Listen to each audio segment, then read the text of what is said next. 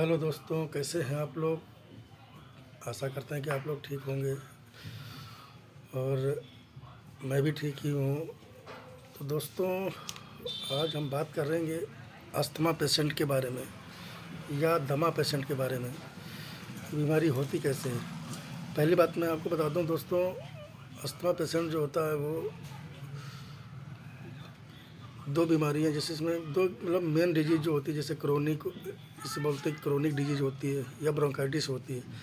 तो दोस्तों, ब्रोंकाइटिस या सीओपीडी डिजीज, जिसको हम अस्थमा के नाम से ही जानते हैं या दमा पेशेंट के नाम से जानते हैं। ब्रोंकाइटिस दोस्तों, तो ब्रोंकाइटिस मीन्स होता क्या है। तो ब्रोंकाइटिस का मतलब होता है दोस्तों, ये गले से रिलेटेड होता है, जिसमें गले में खराश, स्वेलिंग, अदर कई चीज़ें होती हैं, जिसमें हमारी एयरवे जो होती है वो मतलब हॉरिजॉन्टल हो जाती है, तो इसमें सांस लेने में तकलीफ़ होने लगती है। तो ये ब्रोंकाइटिस के जो होते हैं, जो सिम्टम दिखते हैं। तो दोस्तों, मैं बात कर रहा था सीओपीडी होता क्या है। सीओपीडी का मतलब होता है कि chronic obstructive pulmonary disease. Obstructive का मतलब मेन होता है कि हमारा सीधी सीधी बात है कि ऑब्स्ट्रक्टिव जहाँ आता है वहाँ पे हमारे लंग्स से रिलेटेड सारी बातें आ जाती हैं। तो क्रोनिक ऑब्स्ट्रक्टिव पल्मोनरी डिजीज, इसमें क्या होता है कि हमारे फेफड़ों में दिक्कत होने लगती है। जैसे बलगम में कलेक्ट हो गया, बलगम जाम हो गया, तो इसकी वजह से हमारे सांस लेने में प्रॉब्लम होने लगती है। तो दोस्तों, ये होता है क्रोनिक ऑब्स्ट्रक्टिव डिजीज। तो क्रोनिक, मैं चाहता हूँ कि आप लोग समझ गए होंगे कि ये क्रोनिक ऑब्स्ट्रक्टिव डिजीज़ क्या होती है। मेन बात है कि क्रोनिक जहाँ भी बात आए तो समझ लो आप हमारा लंग्स से ही बात हो रही है। लंग्स में जैसे स्वेलिंग आ गई, इन्फेक्शन हो गया, बलगम जमा हो गया, तो जिससे हमारे क्या होता है कि सांस लेने में प्रॉब्लम होने लगती है। तो दोस्तों, मैं इस पेशेंट के बारे में बात करना चाहूँगा कि इसको हम ठीक कैसे करें। तो दोस्तों, अस्थमा पेशेंट को ठीक कैसे करें, आइए आप लोगों को इसके बारे में आपको कुछ जानकारियाँ देना चाहता हूँ। दोस्तों, अगर ये मेरी मेडिसिन का अगर आप यूज़ कर लेंगे या इस्तेमाल कर लेंगे तो आप किसी भी डॉक्टर के पास जाने की आवश्यकता नहीं पड़ेगी। तो दोस्तों, मैं बात कर रहा था इस डिजीज़ को हम ठीक कैसे करें, यानी कैसे मेडिसिन किस तरह से अप्लाई करें पेशेंट पे। तो दोस्तों, सबसे पहले क्या करते हैं, तो सबसे पहले हम अगर इसकी बात करें कि अमॉक्सिसिलिन, इसमें अमॉक्सिसिलिन वेरी इंपॉर्टेंट मतलब ड्रग है।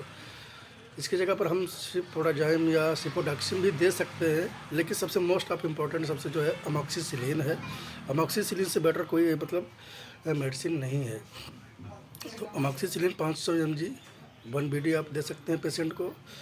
तो दूसरी बात है, दूसरी जो अगर हम डोज की बात करें तो जिसे एस्ब्रोफाइलिन है 100 mg 1 BD दे सकते हैं। ये टॉप क्लास की दवाई है। एविवेज, ये भी टॉप क्लास की दवाई है। इसको भी हम 1 BD 100 mg है, इसको हम 1 BD दे सकते हैं, कोई दिक्कत नहीं है। बात करें अगर डेरीफाइलिन की, डेरीफाइलिन में ये जेंथिन क्लास की ड्रग है। इसमें थियोफाइलिन होता है और डेरीफाइलिन 300 mg जैसे है, 300 mg तो हम इसको दे सकते हैं। थियोफाइलिन एमिट्रिप्टिलिन वगैरह, खैर कोई बात नहीं। तो दोस्तों, बात कर रहा था मैं डेरीफाइलिन की। डेरीफाइलिन 300 mg आप 1 BD दे सकते हैं। इसकी जगह पे सबसे एक मोस्ट इम्पॉर्टेंट जो ड्रग है वो है डैक्सोफाइलिन। डैक्सोफाइलिन 400 mg है, इसको हम OD ही देंगे। ये ध्यान रखिए इस बात को, इसको हम OD ही दे सकते हैं। अगर इसको BD देना तो हाफ हाफ करके दीजिएगा, ठीक है। तो दोस्तों, इसमें और जो दवाइयाँ जैसे पैन 40 है, इसको हम इस दवाई जो लेते हैं इसका साइड इफ़ेक्ट ना हो, इसलिए इसको हम पैन 40 मॉर्निंग में खाली पेट भी ले सकते हैं, भरे पेट भी ले सकते हैं, कोई आपत्ति नहीं। तो दोस्तों, इसके बाद करें जो एंटी एलर्जी के रूप में जो काम करती है वो है मोंटेनाइल। इसको हम नाइट में दे सकते हैं। आप कोई दिक्कत नहीं, आप ले सकते हो।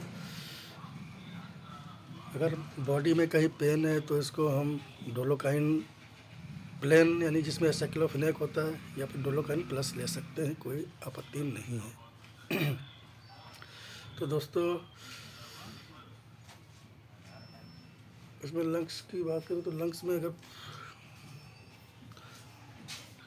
लंग्स को यानी एयरवे को क्लीन करने के लिए हम सिरप का इस्तेमाल करते हैं, जैसे आस्ताकांड एलएस है, मैकबेरी एक्सटी है और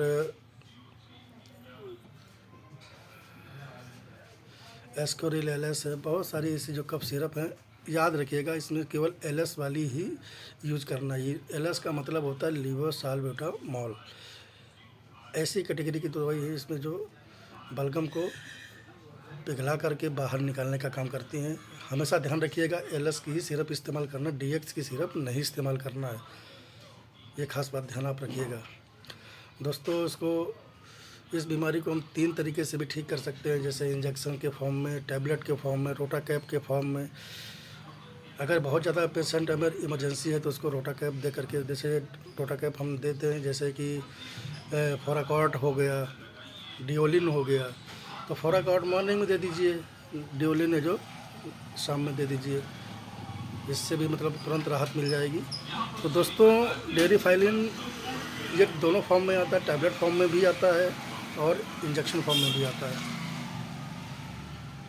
और इंजेक्शन चाहे इंजेक्शन से आप दे दीजिए, इंजेक्शन वैसे भी देना पड़ेगा अगर टैबलेट, क्योंकि इंजेक्शन देंगे तो भी टैबलेट देनी पड़ेगी, नहीं इंजेक्शन देंगे तो भी टैबलेट देनी पड़ेगी। तो इमरजेंसी स्थिति में जो क्या होता है कि हम इसमें इंजेक्शन दे, जैसे मोन्टाज इंजेक्शन 1 ग्राम जो साल्बुटामॉल के साथ में होता है और सेफ्ट्रियाजोल के साथ में होता है, 1 ग्राम इंजेक्शन मॉर्निंग में दे दें तो ज़्यादा बेटर रहेगा, और साथ में डेरिफाइलिन भी दे देंगे तो और ज़्यादा बेटर रहेगा। तो दोस्तों ये आज की वीडियो दमा पेशेंट पे थी। जो नेक्स्ट वीडियो जो हम बनाएंगे वो ट्यूबरकुलोसिस के वीडियो होएगी। फ़िलहाल आपको मेरी वीडियो कैसी लगी तो दोस्तों आप कमेंट करके हमें आप ज़रूर बताएं। अगर कोई मुझसे त्रुटि हो गई है तो आप मुझे क्षमा करें। Thank you.